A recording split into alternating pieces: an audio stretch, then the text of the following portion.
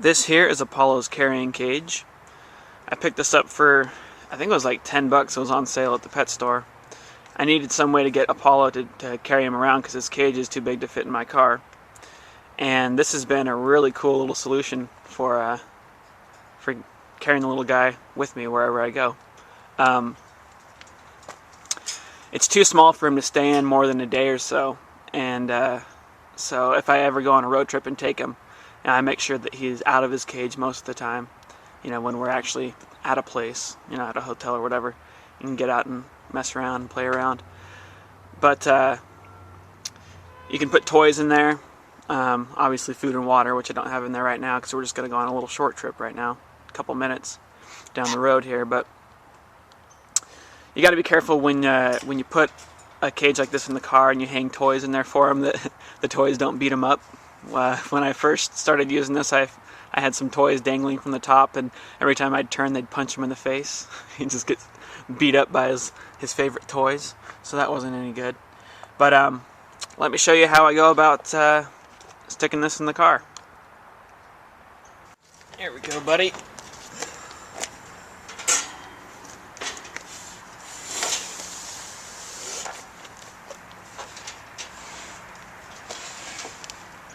Now you can also use just a normal, you know, like those little dog carriers, little portable kennel things that you can get for a dog or for a cat. You can use one of those too.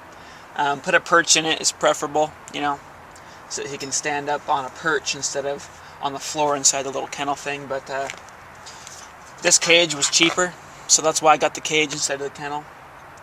And actually, it fits perfectly so that I can buckle it in, which is pretty nice.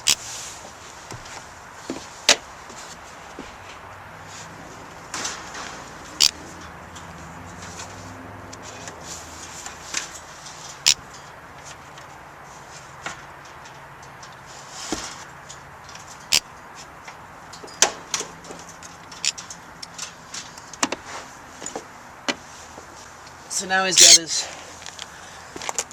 got his seatbelt on.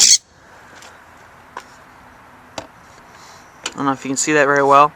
He's got his seatbelt on, and that really wouldn't help us in a car wreck. I mean, if we were to get in a car wreck, he'd probably be done. But it will help him for, you know, if I take a hard left turn, the cage won't fall over, because you can really hurt your bird if he's just kind of floating around in the back seat of the car.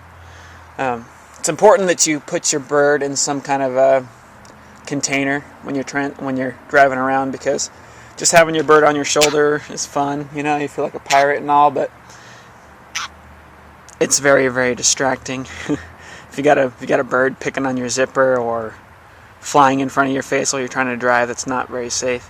And I imagine in some states it's probably illegal to have a loose animal in your car. So make sure you get some kind of a carrier for your bird. It's very easy to do, easy to set up, and it's a lot of fun.